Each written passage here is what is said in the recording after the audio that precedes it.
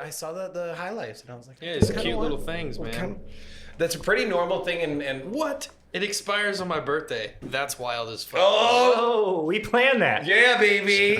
We knew your birthday. We knew it was coming. See, Josh, there is a purpose for my birthday. There is a wait, hold on. No. We had this. Maybe we should save it for the podcast, but he's not on it. Hey, so we're probably on. not, Hey, we're recording. We're recording. But what I'm saying is, on the way over here, we were talking about how his birthday, a volcano erupted. Push his mic closer. Mount St. Helens erupted on his birthday. Oh, really? So I was like, all right, let That's me go wild. Google what happens on my birthday, December 15th of 1995. And one thing was a soccer rule changed. So that's cool. All right. And then it wasn't even the American football. Yeah. And then the other one is that Playboy got reintroduced into Ireland after 36 years on my birthday. Oh, that's a good one. So you're welcome Are you to Irish? all you Irish men out there.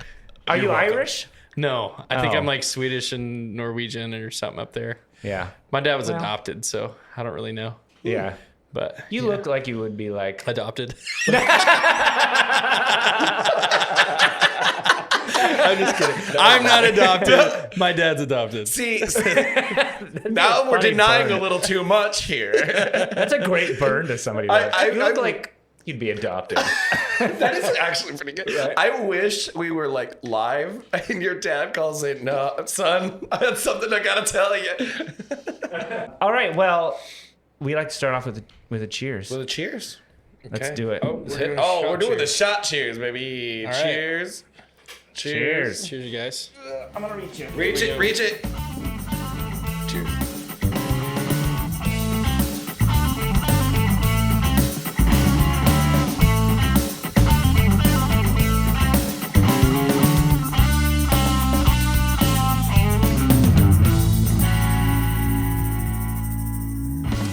Welcome everybody to another episode of Music and Brews. I am your host, Jonny Bryan, and as always, we have my co-host, Brian Michael.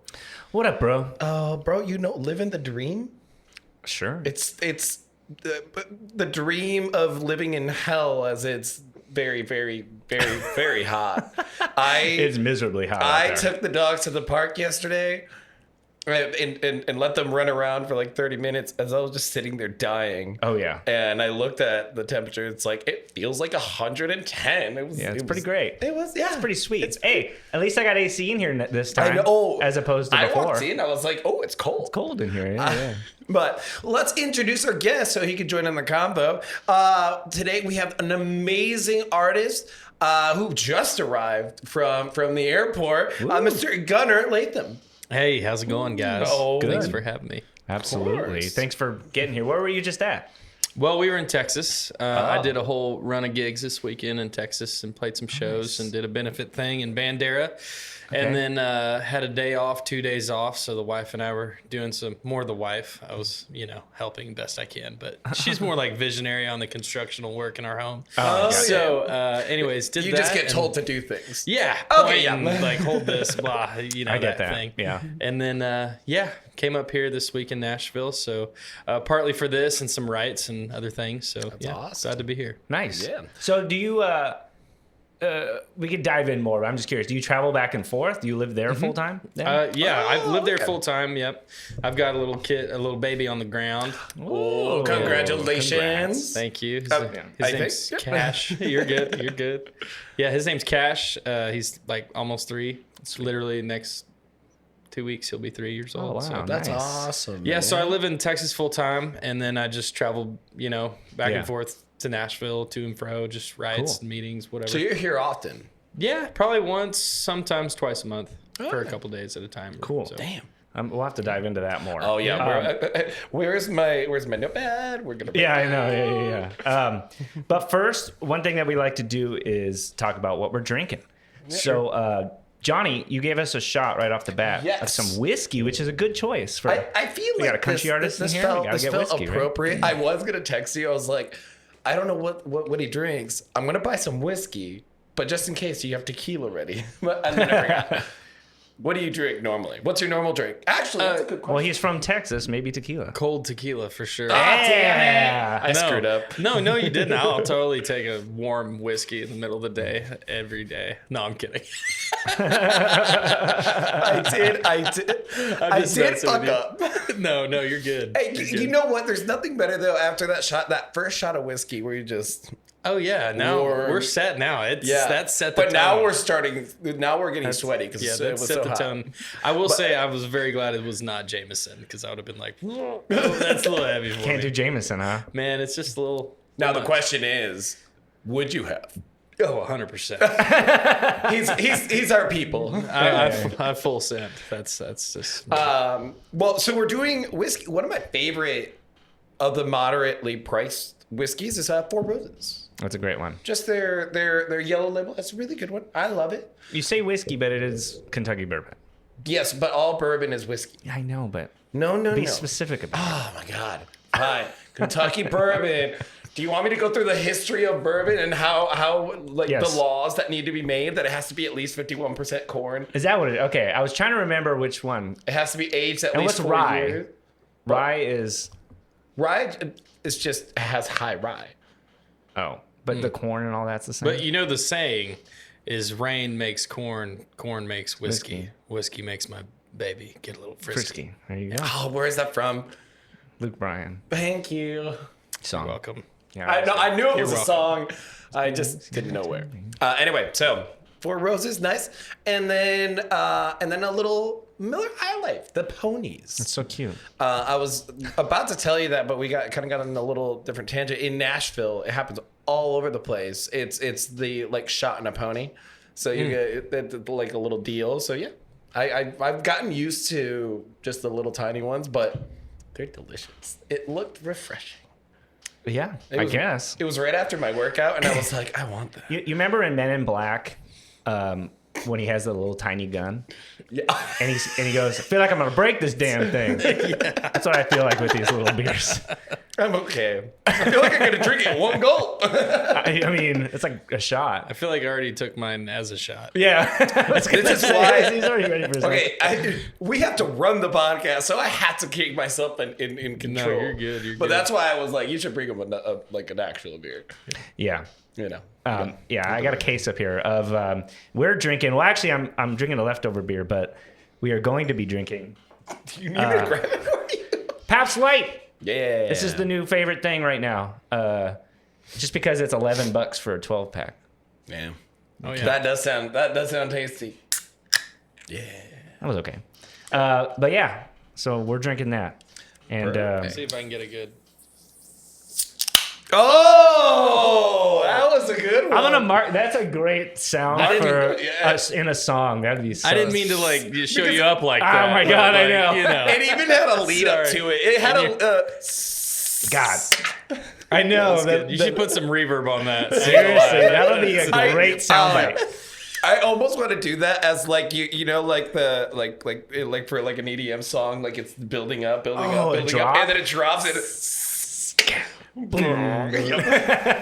That's good. There we go. Good idea. There we go. Solid. Oh, we my just God. started a new thing, country EDM. there we go. It's just about like beer and stuff. and not Yeah. whiskey. Yeah. What did the DJ name his son? Eric.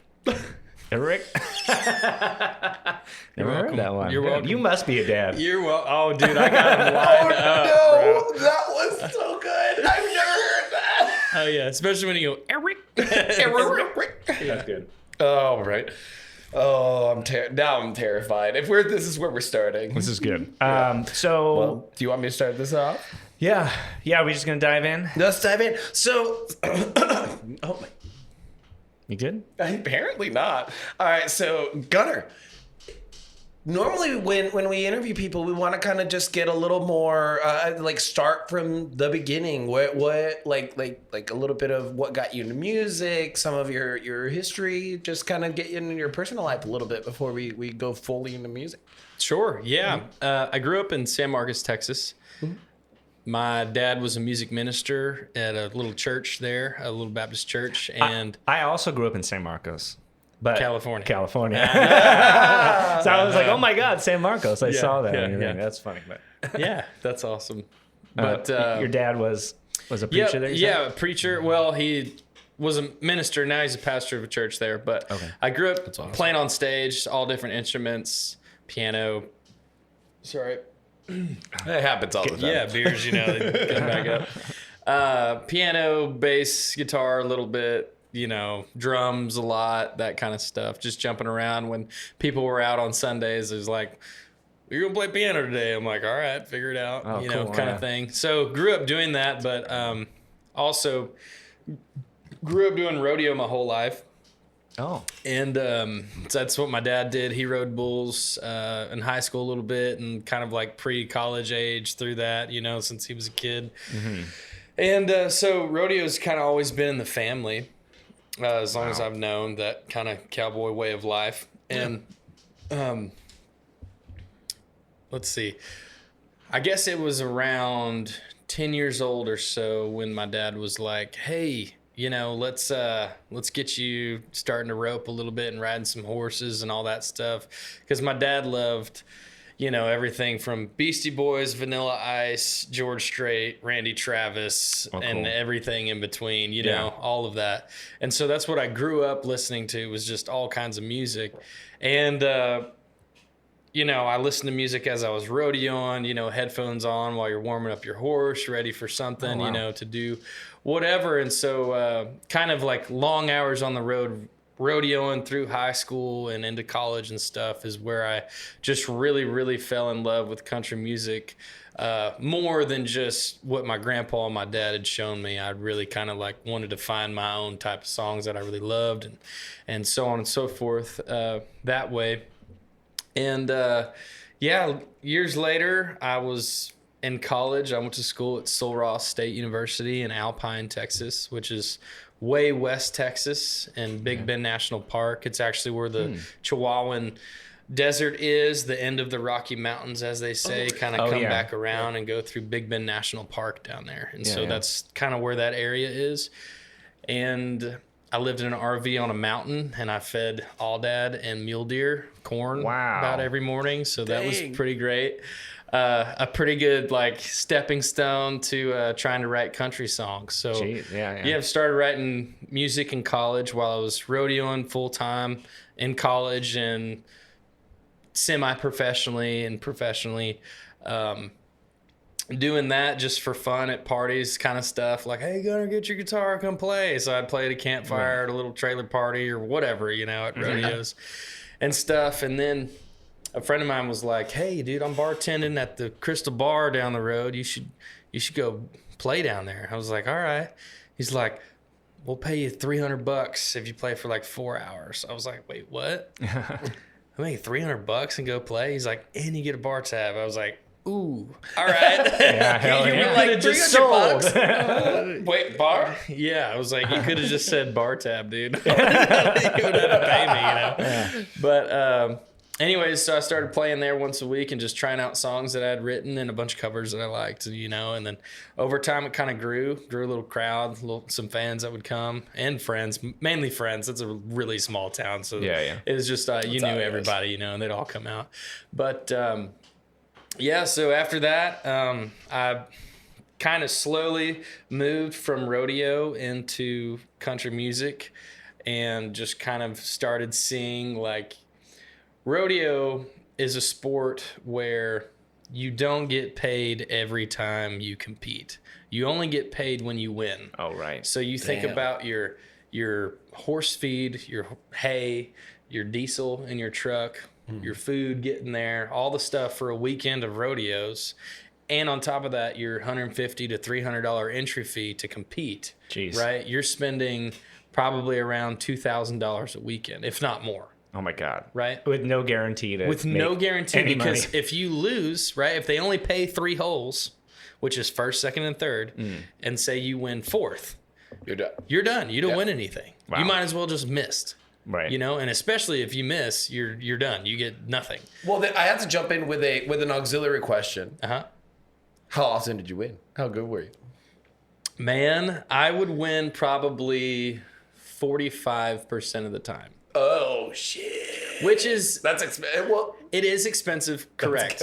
But that's actually not as bad of stats as you think it is. Okay. Because you think about racing to get pole half the time almost is pretty good. Right. Or not. I don't know anything of what you just said.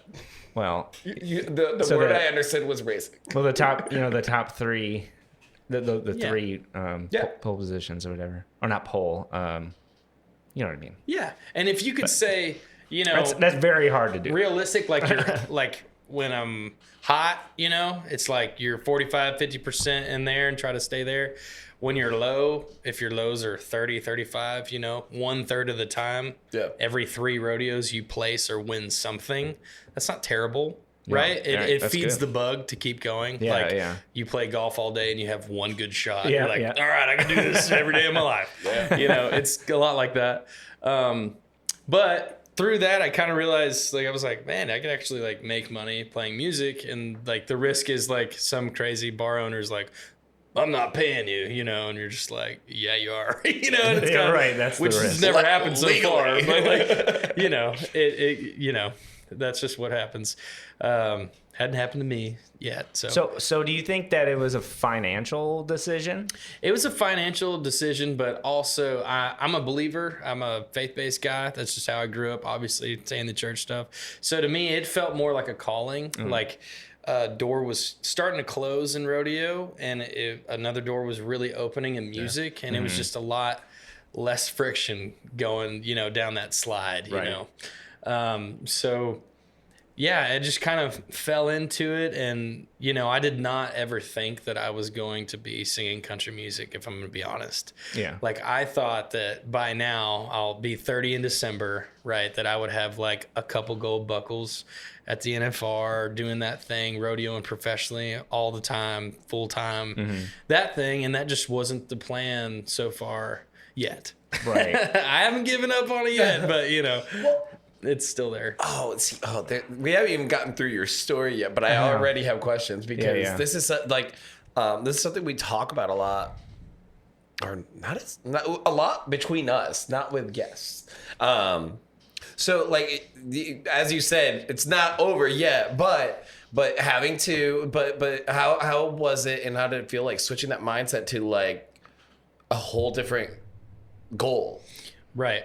At first, it was, this is so fun. Oh my God. Wow. You know, party, party, party.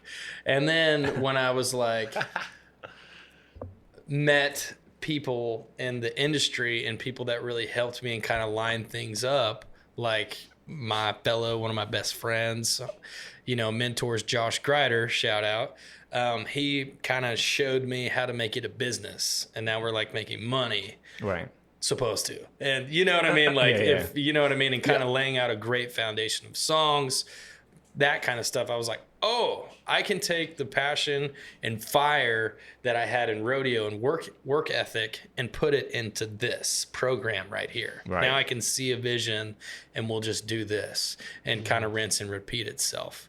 Because it's like, you know, I tell my wife all the time, I'm like, I know how to do 2 things, right? I can rope a steer or wrestle one, and I can write a song and sing it to you. It's either That's a goddamn it's song about right either there. it's That's about a either goddamn. one of those. And you know, and she's just like, yeah, I get it. And so that's just kind of, that's where I'm at now, and I couldn't be, you know, more happier with where I'm at. It's just, it's the coolest thing, being able to create something out of thin air, right? Yeah. And make up words and stuff and melodies to something that can touch people, or like, you know, even like self-heal yourself, right? Yeah. Just kind of therapeutic things, like that kind of whole side thing of writing songs is just extremely therapeutic, and it's just really cool. I love that part. Awesome. Yeah. That is very cool. Before we leave the rodeo portion, I want to bring this up because Johnny's going to find this fun, because we've interviewed quite a bit of people who have past experience in competition. You're right. I just find it funny. I find this actually really fascinating. So we've had people who MMA fighters. An MMA And then they got player. hurt and they like started doing music. We had a hockey player. We had a football, probably. But anyways, so all of these like ex-athletes who have this mindset, I think, of winning. Ooh, I like where you're going with this. And I think there's something to that when you're like, I'm gonna make it. I'm gonna be like, you have this mindset that's perfect for transitioning into something like music, where you're like, yeah, I'm gonna be the best at that too, or whatever. Is that relatable? Is that something that you think is there? Absolutely. Yeah. I mean, as much as, and some people don't, whatever, and that's fine on them. But I do view it personally as a competition, but it's not with like me against you. It's me against myself. Yeah. Right. And it's the same thing in the sport of rodeo. It's such a mental thing. True. Yeah. Right. Like you have to be mentally strong for when you do lose and you just lost $2,000 this weekend. You got to go back out next weekend and delete that. Yeah. Right. And go try to win 10 grand so you can subsidize. So you don't have time to be like, I always said I have 5 minutes to like whatever, clear it out of my head. I can be pissed if I want, but I just need 5 minutes to myself, and then we can let it go and it's on to the next thing, you know? And so that, it's the clarity of clearing your mind. And especially when, like in rodeo, as much as I was practicing every day and the amount of steers that I would run, you're talking running somewhere between 50 to 100 steers a day. Jeez. Yeah. I mean, it's an all day thing. Yeah. And then on top of that, if you're doing other events, you're going to want to do that as many times relatively, that you can functionally go and work out and all of the things. It's a full thing, and you train for it, right? But some things you just can't control, and you got to know that that's out of your control. Yeah. Two things.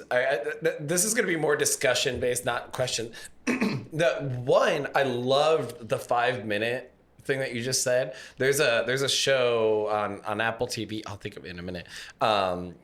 And one of the characters one of the gentlemen is dying, and he's in his grieving process. He only allows himself 30 minutes to grieve, and then you just move on. I love that.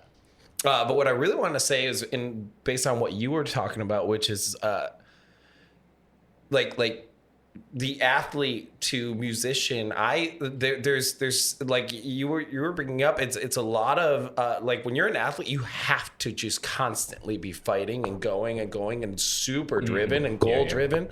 Like that translates so well to jumping into the music scene, because you're just constantly getting kind of a little beaten down sometimes. For sure. You lose a lot. Yeah. A lot. And you need to be able to figure out how to just keep yourself always going. And that's why I think like athletes that are musicians, obviously, not just like any athlete. But they could take losing. Yeah. Because I think being a musician sometimes sucks, Oh, it's always terrible until those wins. Yeah, you get exactly. those wins every so often, and then that keeps you going. Which goes right into what you were saying. Yeah, man. It's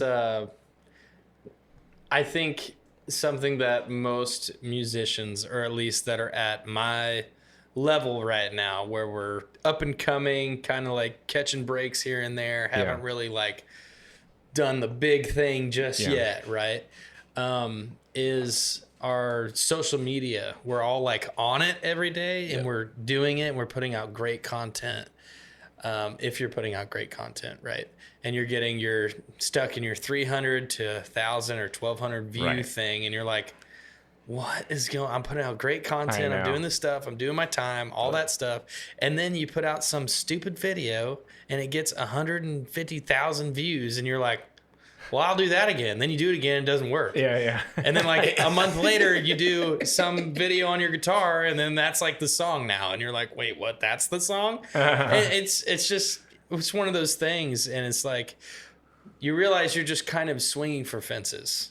But if the kind of cheat code, what I consider a cheat code of what I've been told and experienced, is that if you can write your songs, like your art, and you can take it to people. If it's on social media, or especially if it's live, right? You get to try out your songs. Like you'd be like, here's a song I wrote last week. Any takers? And if everybody's like, you suck, you're like, okay, not that one. You know, or they're like, man, that's a great song. It really moved me or something. Those are those little wins. And so I think through those things of like where it always feels like you're losing, sometimes you can just change your mind perspective just a little bit and be like, you know what? All right. Somebody new just heard my song for the first time today. Yeah. Yeah. That's cool. That's freaking awesome. That's interesting what you said. I wonder, we're getting really discussion based. I hope you don't mind. We'll definitely dive into your music, your new music. I'm here. Like you guys cracked the beers, and so now I'm here. But you made me think of something really interesting about how you could try out a song, especially on social media or live, I guess. And I feel like back in the day, maybe before social media, you had to have a really refined product, especially in the day of like you were on a label. That was the only way. They wouldn't let you release it. Yeah, right. You could only have the finished product, and that's all you could play. But now I feel like it's almost more like a stand-up routine. I was literally Were you thinking that? I That's was crazy. thinking that. Where you could try out bits almost and try out songs now. And I wonder if that's just because of social media. Like, do you think that's changed that you could do that now? Or what do you think? My personal opinion is that it's all social media. Yeah. Like, I mean, that's you go, I just saw this, that's funny that I'm saying this, but I'm going to say it because it's true. Okay. I saw this post the other day of a picture of all these people on their phones looking at posts. Yeah. Right? And it goes through these family functions, right? But the artist takes out the phones. So it's just people staring at their hands through like the whole thing. And that just like made me realize, not that I haven't realized it before, but it took a little perspective. I was like, wow, all right, we're all on our phones all the time. So like your best route to get heard faster or like skip steps here and there, if you possibly ever get the chance to, is through social media. And that's just how it's changed, because now the demographic can be from whatever, 10 years old to 70. People on Facebook. I mean, I think we're out of the MySpace stage, but you know, like, we are. I still have my top 10 list, best friends list. But like when I better be number one, bitch. when I came into music, like the social media wave of like getting known had just kind of started. Like it had just cracked then. Yeah. And I was still like in the mindset of like, well, I'm a rodeo cowboy. I ain't doing that shit. You know what I mean? And then now I'm like, well, you gotta like, there's like really no other route. Relatively, unless you just know the right people. You know what I mean? That do it for you or whatever. But still, you just have to be on your socials nowadays. You know, we're really bad at it. We need to do so much better. I know. See, I'm still in that old mindset. I know, and it sucks. The fact that you're saying this, I'm just sitting here like, going, I know. We fucking suck. We suck. But so this is something I want to talk about anyway, and this segues into it, because Texas country in particular is so big with like live music, live performance, stuff like that. I went through a Texas country phase where I was like, Eli Young Band, William Clark Green were like my favorite freaking people in the world. And just that kind of style of music, whatever. But like, there's some energy about Texas country where I feel like it is geared towards a live performance rather than just songwritery. Well, it's both, but I don't know if you know what I mean, but yeah, it's a little different than songwriting and very like done up production, you know? It's just a little more rootsy. You can hear the players playing the instruments. You know what I mean? That kind of thing. There's which there's nothing wrong with either way. I mean, whatever. I listen to everything, dude. I'm just talking about Texas country right now. Little differences here. And, you know, it's, ever since, I don't know, Cross Canadian Ragweed and plenty of other artists before, it's just like the whole rock style like took over Texas country music for a second there. Yeah. And it was kind of like, whoa, all right, now we're like on rock charts and stuff. But through that, you know, now it's kind of getting back to it's what I feel like the Texas country roots are. It's country. We're talking about Texas stuff. You know what I mean? We're talking about the west parts of Texas, the east parts of Texas, because Texas has all the types of country that you can think. I mean, there is mountainous parts. There's, you know, Texas deserty. There's biggest pine trees. Yeah, it's just insane. Yeah, you know, and that's what I personally think about do you when you write, do you appeal to that live music aspect of it though? Are you thinking about like, how am I going to play this live kind of thing? 100%. Yeah. The other thing is as I've been told, and now I really know that I have a couple singles out and stuff, I think 11 now, 10, 12, which is not a lot compared to a lot of people. And there needs to be, I would love if I had 40 songs out right now. But, you know, time is money and money is time. But, what was your question again? Sorry. If you're focusing your songwriting on the live music aspect, if you're thinking about the live performance. Right. What I was trying to go with that was, as an artist, when you pick your songs, right, you have to think that you got to sing those songs for the rest of your life. Mm-hmm. You know? So you better make sure that you really love to play it live, because you're going to go have to tour that record or tour that album or tour that single that really pops off. So there's some pressure into that, but also when it comes to just like everybody wants to sound like they do on the record live. Yeah. And how they sound live, hopefully they want to sound on the record. You know, and I do hear a lot of that root in Texas country, and that's what I try to do. Yeah. So with the excuse me. You were talking about like what kind of defines a lot of Texas country, and obviously it's varied. How much of the like coming to Tennessee and working here has influenced the way that you want to write and what you want to do? What? Good question. Thank you. I was either. Go no. What am I? This is a bad question, or I stole yours. Man, I think the best songwriters in the world live in Nashville, Tennessee. This is where they are. Totally. Right. So you can take your ideas and your titles and things that you love to say as an artist or things you want to talk about, and just get them cut up and fined up and almost perfected in a way with its imperfections of you still being the artist and that thing, you know, coming to light, coming to Nashville and writing with these songwriters out here. I truly think every artist should at least try to come out and to Nashville and co-write and stuff. I mean, it's just, you know, and I'm not saying it's for everybody, but you should at least check it out, because I really love it. And my favorite songwriters in the world live in Nashville, Tennessee. Oh yeah. Or around the parts, you know. Was there anything when you started coming here that really like had to like, and whether it be a mindset or way that you write or stylistic, whatever it could be, anything that really you had to wrap your head around and really try to change, or were you able to just kind of like roll it? It felt kind of like I had met my producer and fellow songwriter Josh Greider early on, and from the start I had kind of always been like, I would say this, I would not say that. Yeah. Right. If I'm the artist in the room, like I'm going to be like, I would say really this. Easy way to do that. That's cool. Yeah. Right. Like I would say this as a person, or I would like actually not say that, whether it be like the accent on a word or like literally a sentence. Right. Like I ain't doing that, or I'm not doing that. I would be like, I ain't doing that.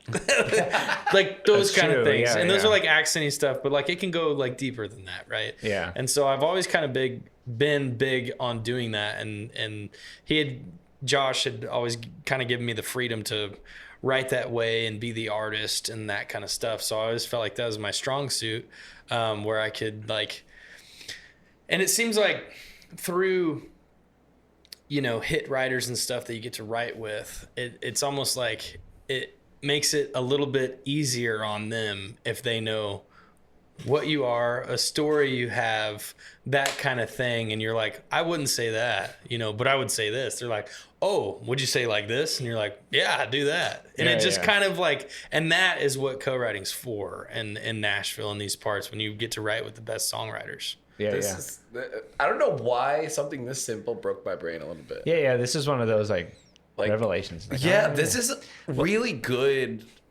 No, like, how do I explain this? Like what am I? We had one gentleman on a long time ago, and he always just said, never, when in a co-write, never say the word no.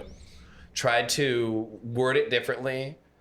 To like, if something needs to change, blah blah blah. But that's super simple, especially for artists out there. That's a really simple way of being like, not the way that I would say it. Well, actually, I'd argue that it's not exactly simple because, and I'm going to ask you this, I think. Ooh, tell me. In it, you have to know who you are. Oh, fuck. You know what I mean? And I think a lot of artists don't know who they are, or they're still discovering that. Yeah. So, like, is that something you had to work through, or have you always kind of been like, this is me? Kinda. I mean, like country, Texas country boy. There's no way you don't know who you are like that. For that, it's like, right, I'm a rodeo cowboy that loves country music from the roots of country music. Yeah. But even like pop stuff and rap stuff, right? I love too. Yeah. And so, but I've always known the type of artist that I would be is like, I'm gonna wear a cowboy hat. I'm gonna wear a gold buckle that I won on stage. Yeah. Like, I'm gonna do that. Right? Cool. But I'm going to write songs that have cowboy in it, but that can also lean to parts of music that I really love. Because if I'm going to be completely honest, if you go through a rodeo cowboy's phone right now and you were like, hey, what are you listening to? Like, what are you listening to before you back in the box? Are you listening to Amarillo by Morning? No. You're listening to AC/DC, dude, because you're about to go jump on a steer. You know what I mean? Like, you want to be pumped up. It's like that kind of stuff. Some Hotline Bling. The fuck? I was listening to that the other day for some reason. Why would that be a pump-up song? I don't know. Is that what you're about to, you're at the gym, you're about to do a heavy lift, and you're like... Hey, Hotline Bling is after they hand you the gold buckle. Then you put it on and you go Hotline Bling. Oh, there you go. That's it. He gets it. Jeez. This is a clip. Clip it. Yeah. Okay. Like literally in life, you were telling us you're doing rodeo, you were having, it's one of those things where you felt like it was a calling. What were the next steps that you took going forward? Like leaving the rodeo, what did you do to start moving forward? Apart from, you told us about Josh when you came here, but. So, my first meeting that I ever had in music was with a guy named John Michael Whitby. And this was years ago. He plays keys for George Strait. His aunt, cousin. Anyways, most of that band's from San Marcos, right? I grew up there. My dad went to college there. He'd grown up in the area, so he knows a lot of that team and stuff around there. And, anyways, I was like, hey Dad, I want to go like all in on this deal. He's like, really? You want to do music? He's like, okay, let's try out some pros and cons. I'm like, really? But we did all this stuff. What do you know about this? Nothing. What are you know what I mean? Like, it's like, what are the cons? Everything. Seriously. So, but I was like, hey man, I'm already used to that, like I'm already a gypsy at heart, living on the highway, going to rodeo. Might as well play a gig and get paid for it. Yeah. So anyways, he was like, hey, well, I can try my best to get you in contact with John Michael Whitby. So I did, and pulled out a notebook, and I wrote down 50 questions that I had for him. And so we sat at San Marcos Cafe in downtown San Marcos on the square there, and he bought me some breakfast, and I sat there and just asked him all of my questions, and I wrote down all of his answers for everything. Yeah. Because I just don't know anything, right? Yeah. It's like, for some things, it's like, to me, great players in sports are like great coachable players, right? natural. They can be coached. Yeah. Like they listen and learn things and Right. try to be coachable. That's always been a big thing for me in playing all types of sports, including rodeo. So I took that into there being like, I know nothing. I'm trying to learn most I can without sounding like a complete dumbass. So basically kind of wrote my questions around that, took that advice, started playing gigs, kind of met into a friend of mine named Michael Moreno and Jeff Eggleston in New Braunfels, Texas. And Michael, I was like, moved in. I had an RV for a second, and then I was, Grandpa was like, hey, sell my RV. I was like, cool, going somewhere else. And so my buddy Michael was like, hey, dude, you can rent the back bedroom of my house. And I really like booking gigs, so I'll just like call ahead and book you some shows and stuff. So I was like, sweet. So Wow. he kept me on a schedule, That's and I was just awesome. like booking around. He helped me out for like 6 months or so. Cool. And then through a mutual acquaintance, I met Josh Greider, and we started writing a bunch of songs together, and songs got better, and he connected me with as many people as he knows, and kind of opened the doors for me there, and started flying me up to Nashville and writing a bunch of songs. And now we probably have close to, I don't know, 300 songs written together. Shit. Yeah. So it's kind of been that type of process, if I'm being honest, just Yeah. like taking advantage of someone that you, not advantage, that's the wrong word. Jeez, delete. Fucking over someone else, and then Taking, what am I trying to say? People that you know, I know what you mean. that when opportunity comes to you, right, you take advantage of the opportunity. There you go. You don't go like, oh, I'm not good enough or whatever. You go, you know what? This happened for a reason. I'm going to go meet this guy. I'm going to ask him my questions, try out what he says because I don't know anything, Yeah. and then go to the next thing where that leads me. And you just kind of work your way into it and so on and so forth. And obviously, a lot of that to me and my belief is that God was kind of opening and closing doors here and there. So, yeah. Yeah. That's awesome. Yeah, there's a willingness to accept that you don't know everything. And that's okay. I think that's It's also extremely freeing.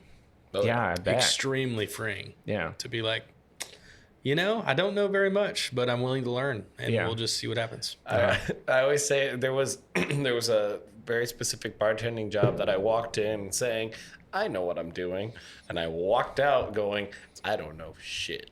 and I learned from there. But I worked there for a long time. I learned a lot. But I was just like, I don't know anything.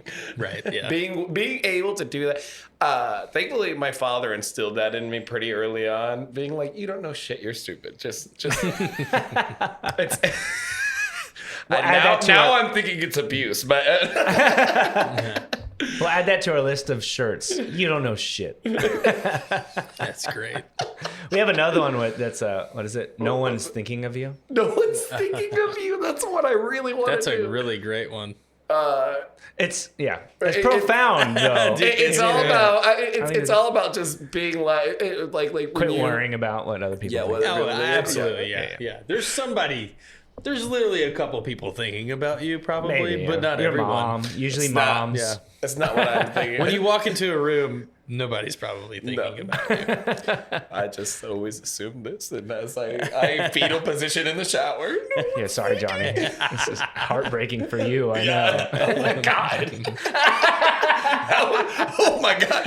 Now you confirmed it. I was making a joke. Damn. Okay. Hold on. No, Okay. never mind. What? No, what were you gonna fucking say? I was gonna say you make sure everyone's thinking of you when you go, "It's Johnny!" as you walk into a room. That is true.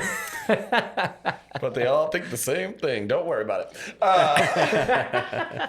Well, so with all of these songs, I have a question I really want to ask, but I have to wait until after I ask this question. Have you ever had that? No. Oh, yeah. I know the question I want to use, but I first want to ask this question. Okay. So you have your newest song, Cowboy Every Time, which, by the way, you've done something that most songs in this world, and I mean every song, can't do with me, which is make me listen to lyrics. Oh yeah. I don't listen to lyrics ever. I just vibe. But there's one reason, because I grew up hunting in Michigan. And every year we would watch Lonesome Dove. Come on. Yeah, Lonesome just every talked year. about this, yeah. For like I know that. Do you know what Lonesome Dove is? No. Yeah, fucking Californian. Really? Even the actors on that movie, some of them are from California. That's right. But it's a Western epic, but it's like a mini series, so it's like 8 hours long or whatever. Based off a book, also. Yes. Okay. And there are like 4 movies now. I think, and But there's they definitely weren't that big. there's definitely some old some books we were talking about. Josh, what's that book called? You're reading right now? Comanche Moon. Yeah, Oh, that's like yeah. the pre. Oh. The one before. Yeah, going into Lonesome. It's Dove. got like Robert Duvall is the main guy in this one. Who's the other guy? He's also a big ass actor. You just what? Tommy Lee Jones. Thank you. Tommy you Lee mentioned Jones. you mentioned There we go. Men in Men in Black. Black.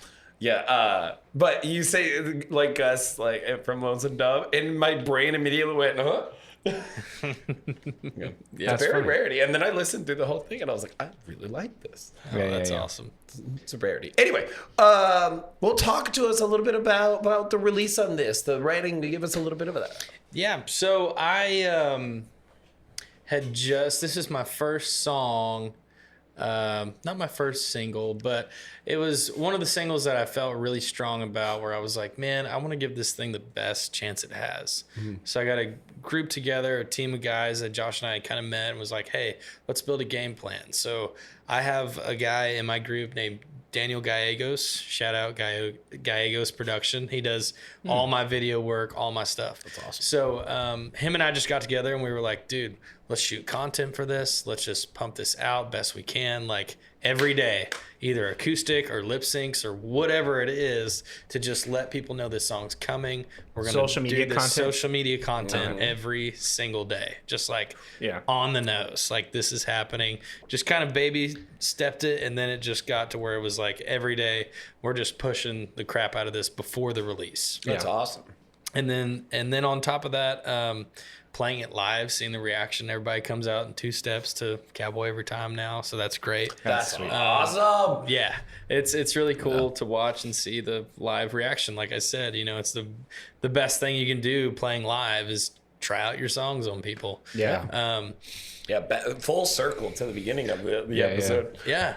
And so, anyways, yeah, we did that and just rinse and repeat, and then the single drops, and we have a team, Lex, that is, he's in Nashville and he's helping us kind of release the song and get it together and kind of give us some advice and ways to move around and try to, let it shine and have its best success. Yeah. Say that 10 times fast. Yeah, right. Best success. Best success. Especially after a shot of whiskey. This is a mini one. But was we a already had tiny one one. before. If you can't do that after one shot, lightweight, you don't deserve to be on this podcast. That's cool. Yeah, that's a great single. You've had a lot of good songs. I wanted to throw out a couple that are 1 2-step. What a goddamn good hook that is. My God. And I was like, Thanks, how man. come no one's ever done a hook like that before, right? Not that I mean, I'm sure it's been a roundabout way kind of Yeah, thing, maybe, but yeah. maybe not on. Hopefully, not directly on the nose. Trying to remember but the hook now. It's gonna bother me. That one's really good. Do you we'll take it 1 2-step at a time. yeah, very good. Again, I don't listen to lyrics. So when you write, are you do you write all your songs or you pick up people's songs too? Right now, I write all of mine. You do. Co-write. Co-write. At all least of them. co-write, right? Yeah. So do you? I'm curious about your writing process. Do you think of?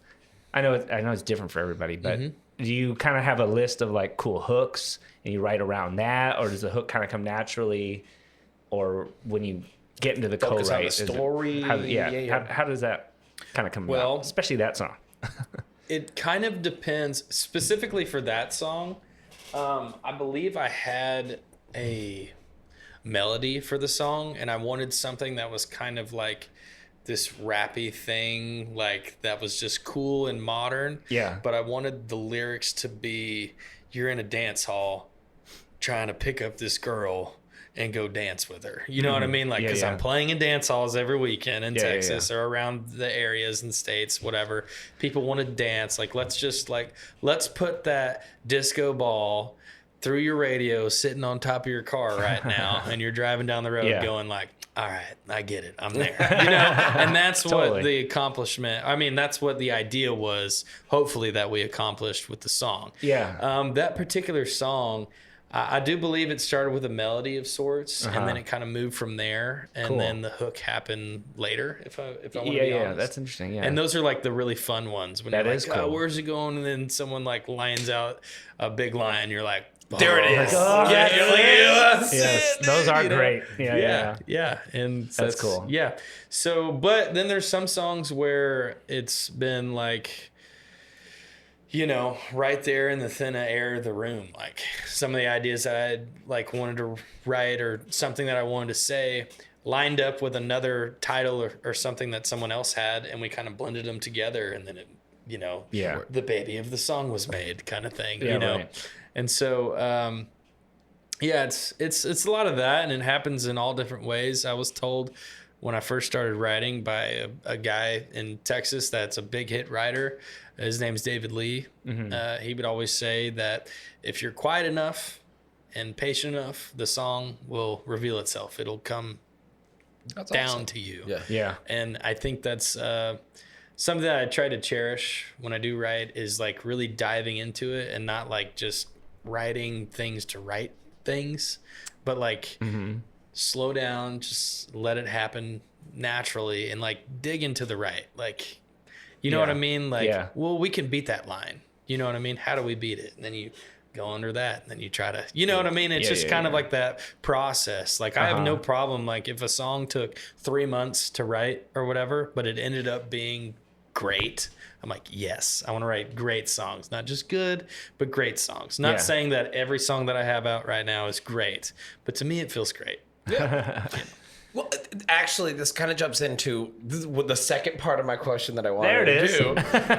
You kind of answered a lot of it, but I'm curious if do you have a specific? So you mentioned having 300 like written songs, things of that sort. Mm-hmm. What songs? What's the determining factor for picking some of these songs? Is it? Oh, dude. I know I hit you with a big one. I'm sorry. My producer and I struggle with this all the time. It's hard to just figure out what songs you want to talk about. And also through my music career, right? I started single, fresh rodeo cowboy dude, like having fun, just trying to figure out music and doing life. And then I meet my wife. We have a baby. Now it's like, whoa, songs are hitting me way different than I thought they were, right? Because I'm living those experiences. That's awesome. Right. So now it's like, that's cool. Now my lyrics are changing, and I'm growing more mature as a man, and also as just like a human being, relationship wise, even with friends, that kind of thing. Putting on those hats, right? And having more responsibilities and stuff. Your ideas start to change a little bit. You're like, well, I don't really feel like singing about just whatever that was back in my life. Now I feel like singing about what's going on now. Yeah. And so those, and that's happened since, I started doing music professionally, 23, 24, something around there. Mm-hmm. To now maybe I was 25. Yeah, 24. I think I was 24. And now I'll be 30, so this is going on my 6th year doing music. Yeah. Professionally, like driving, like really trying to do it. And so, I think things change over time, and you just kind of like figure out what you want to talk about now. And that's why I'm really big on what's going on with me now. What do I want to talk about? Yeah. I don't want to follow the trend of like, oh, that was a hit song, let's go do that. It's like, nah, man, you just write what you are, who you are, and then your fans and your friends, right, will fall in love with that. Yeah. Not that you need to convince them to do anything, right? Because they're your friends and your fans already. It's just like, this is me and an artist. If you like what you hear and you like Gunnar Latham and the music that he puts out, here's another song by Gunnar Latham. It's in that vein. It's just kind of how you have to, how I think it should be done, or how I do it at least. Yeah. Yeah. We get that all the time on this podcast. It comes up all the time, just being authentic. That's really the only way to do it. I think people could sniff out inauthenticity. Bullshit. Bullshit. There you go. Thank you. Another just little note. I just want to throw some love out there. Everything I had, the little chorus melody. Yeah. That's so sweet. The little the falsetto parts. It's like, oh, this is so cool and different. Not what you'd expect in a country song. I did really like it. And I was like, that's very cool. Man, I have to give credit to Bobby Hamrick with that. He had this idea kind of sketched out, but we didn't really land on the hook. It was just kind of like, I wanted a life song. I wanted something about an experience that I had back in Alpine, where I went to school, where an old man, he owned a cattle ranch and stuff, and we were literally sitting at a bar. I didn't know him, but he was kind of telling me his whole life story. Yeah. And when Bobby had brought this, Bobby Hamrick and Josh Grider and I wrote this song, and when Bobby had said some of the lines in there, I was like, man, this reminds me of this thing that I always wanted to write about. So I just kind of like started talking about that and put it in the bar room and like all this stuff. Cool. And then it just kind of mapped out. But as far as the melody goes, yeah, Bobby kind of had that like, I lost it all and I gotta tell you. Yeah, that's very good. Cool. That's fun. That's cool. That's another really good song. This is Jonny. Is that everything you had? Very good. Thank you. Do you want to ask your song because it relates to this now? It's great. I mean, do you want to ask your question No, about I already did all my things. Well, I'm going to steal your question then. Oh, yes. Yep. Go ahead. I know what... You go ahead because... So a lot of these songs, you have great stories in all of these, every one that we brought up. So I'm curious what song to you, at least now, it might change over time, but to you is your closest to your heart, one that like you're in love with and personal. Mine is Lovin' One. Just because coming from a rodeo background, right? That song is about you being in love with someone and them accepting you for your flaws and your wins, right? And them being in the shotgun seat going to the rodeo, your person that's been there for you through thick and thin. So even though I wrote that song before I had met my wife, I always knew it was going to be about her. You know, if that makes sense. And so now that I have my wife and my person, I'm like, that song hits home for me because, you know, when I'm out going to honky tonks and playing, she's at the house with my son, or she might just come out with me and my son's wearing headphones or whatever. Sweet. And they're there. Yeah. But it's that support thing that I think lasts in marriage, right? Because marriage is hard. It doesn't matter. However you look at it, it's really hard, and you have to accept your person for their flaws and their wins, right? And you can't change them. You have to love them for who they are and be there with them through thick and thin. So that's what that song means to me. Yeah, I love that. That's very good. Yeah, great answer. My question. Sorry. Yeah. That's all I was thinking the whole time. I don't even know. I didn't even hear anything you said. That's all I was thinking the whole time. It was so heartfelt. And you were like, I wasn't even paying attention. I was just filled with rage. No, we had discussed making sure our questions were more unique, so I forgot. But that is one of my favorite questions. Yeah, that's one. I love asking that question. Yeah. So I'm going to steal yours. Okay.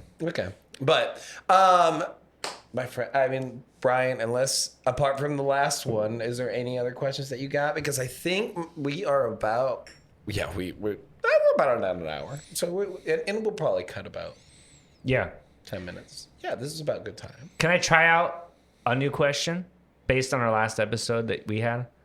Sure. So you don't have to ask permission from me. I know, but it makes it fun for the build-up, Jonny. Oh, sorry. God damn it. Hold on. I have to think about this. Oh my God, no. I think it's okay. Thank you. Yeah. So on our last episode, we talked about making it and what that means to people. And I thought it might be fun maybe to start asking people we interview what that means to them. Like what success, making it as as in the success world. In the success not making realm. it like making a song, but like you've made it. Yeah, like I made it. What does that mean to you? Oh, I like that.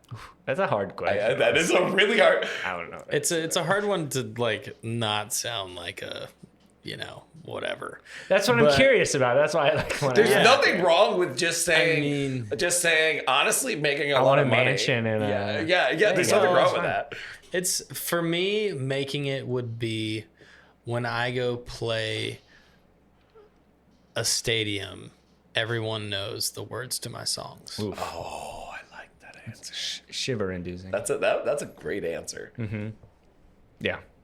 I think that's cool. It give me chills. That's a shiver. That's a good one. Thank you. Yeah, that's a good answer. We're gonna put that on the belt now. On the belt? Yeah, of like utility belt, like of questions. Oh, come on, man. Gotcha. Keep the fuck up. Before the last question. I was already gonna do the Okay, thing. you do it. Okay, thank you. So before our last question, sorry, we're gonna cut a lot of this. No, you're good. We're man. goofballs. No, we're not. We're very serious men. No, so we have one last question, but before the question, my man, tell us, give us like your plugs, maybe what's coming out soon, if you have anything. Any shows. Oh, please tell me you have some shows. Every weekend. Oh, yeah. Okay, sorry. Please tell me you have some shows in Nashville. I do not yet. I do not. But when that happens, I will let you guys know. Yeah. Sadly, still can't afford to just fly out to Texas just to see you. You're good, man. You got to make it a vacation thing. Oh, Exactly. Yeah. That's the thing. So, yeah, if you guys are interested in any of my music, you can find me at Gunnar Latham. Everything. Gunnar Latham is literally what I go by on TikTok, Instagram, the Twitter, well, X now. Thanks. Mm-hmm. Your Facebooks, YouTube, TikTok. MySpace. TikTok, yep. MySpace is literally still that, I'm pretty sure. Did we crack your top 10 best friends list on MySpace? Yeah, we're moving up. I feel like we It's the top 8, by the way. I thought it was top 10. Mm-mm. Oh, always fuck. been They didn't 8. even, they were like, you're dropping 2 right off the bat. And then, I just put out a single called Cowboy Every Time. Mm-hmm. It's about the girl choosing the cowboy way every time. And we did our first music video for it, which I'm super stoked. That was just me and my buddy with a camera. We just did it all by ourselves. Awesome. Just Is it him out? and I. Yep, it's out. I didn't even fucking think to look. It's all I good. didn't see it. You guys are going to look at it now. Oh, We'll yeah, definitely that's the have to point. check it out. Yeah, check it out, man. It talks about the 2 different versions. Because to me, it's, right, there's 2 different kinds of cowgirls, so to speak, right? There's one that's like literally going to enter the rodeo on Friday night. And then there's the other one that believes in her husband that's a cowboy, right? And helps out best she can, whatever, doing his way of life. That's perfect. Right? Yeah. So in the choices she makes, it's not that she's literally swinging a rope, but she just chooses to go cowboy every time. Yeah. And that's that is revealed in the music video. In the video? Which is Ooh. It's what so I love good. so much, man. Yeah. Well, I'm excited to watch that now. Yeah, That I sounds am really too. good. And exciting news is I have a new song coming soon. Ooh. This one is made to make your summer last longer, if that makes any sense. Is that the name or is that your... Oh no, it's called Coastin'. And the idea of the song is when you go Nice. on that vacation or that special time that you've ever thought about where you just wish that you could stay forever, you do. And that's the song. Coastin'. That's really good. like I already like the that. hook. I could already kind of see where that's going. I like man. that. And you know, it's that one you turn up on the boat, makes your summer just last a little bit longer. That's gonna be good. Ooh, when's that coming out? Do we know yet? Don't have a drop date yet. We're Okay. still going through the mastering process right now, but that will be as soon as possible, pretty Yeah. much. 'cause That's awesome. You can't put it out in the winter. I was gonna say it's gotta be soon, well, right? to be fair, you could. Oh, you totally could. I mean, You could. because it's you're coasting. It's still coasting. Yeah. Through the year. Yeah. Hey, there you go. I'm just saying. Hey, there you go. Just saying. Nice. Well, well, definitely check out all your socials and everything because absolutely amazing. For our last question, my friend, before we wrap up, do you have a good drinking story?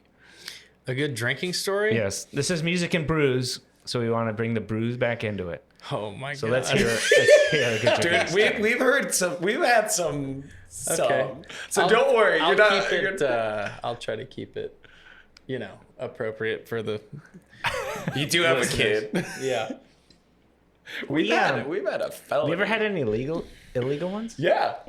The stealing of the The rug? stealing of the rug at the CMA, that's fully illegal. Yeah, I guess that's true. She rolled up a big ass rug and stole and took it. Wow. From the CMA like red carpet thing.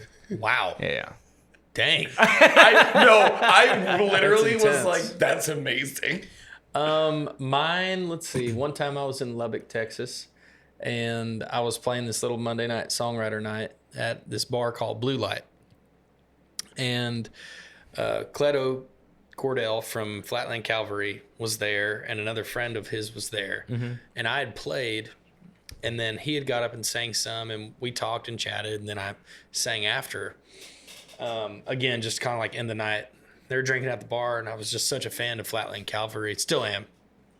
And I walked up. I was like, hey, man, I love your music. Could I just get you guys, would you guys take a shot with me? He was like, yeah, man. What do you guys always want? starts. I was like, would you guys take a Fireball? They were like, yes, hell yes, we'll take Fireball. So I go up to the bar. I'm like, hey, man, can I get 2 Fireballs over here? And he's like, here you go. So I turn around. Him and his buddy are kind of like, like if this is the bar, Cleto's here, and his other buddy's right next to him. And so as I turn, I'm like going, hey guys, here are your shots. They both turn, and their shoulders hit my forearms, and I just spill them both right on their shirt. I mean, just right down the middle of their shirts, bro. No. And I go, oh my God, I am so sorry. I did not do that. Because they hit my elbows like that. And exactly. I was like, like literally no. at the same time. And I was like, oh my God, I'm so sorry. And they were like, man, it's all good. We've been drinking all night. We don't give a shit. And I was just like, hey, let's get 2 more. And then we had shots, and it was fine. And you got more? Yeah, Okay. okay. Did they wring out their shirt? We took 'em. Did they wring out their shirt in the glass? I feel like they definitely had to after. That's good. Yeah. Oh my God. Like perfectly. Oh yeah, it was just like, Both of us. I was like, really? Seriously? Image. Good. Sorry. That wasn't on purpose. That's a good one. I like man. that. That's really funny. Now, here's the thing. The fact that he chose that, I have a feeling there's some deep, dark ones in there that I really want to hear now. Everyone's got some dark ones. Oh yeah. That's really funny. All right. Well, thank you for being on. Yeah. We can keep going forever, but we Oh, want to get we you out of can here. easily keep going forever. You've been a delight and very, honestly, insightful, informative, and really, it's just been awesome. Thanks, your man. music's It's been fun. amazing. You're gonna be awesome. Are you writing while Thank you're you. in town? Yep, we are writing. Cool. Yeah, we're writing. Josh has a schedule lined up for us, and so we're gonna get some good ones this week. Perfect. All right, man. Well, thank you. thank you, we'll end guys. with a cheers. Well, just Absolutely. say honestly, there was so much information. We do a little sign off. We have a couple of different ones, but there was so much insight and information. You know what? You can't drink at school, but you can drink with us. Cheers. Cheers. Oh shit.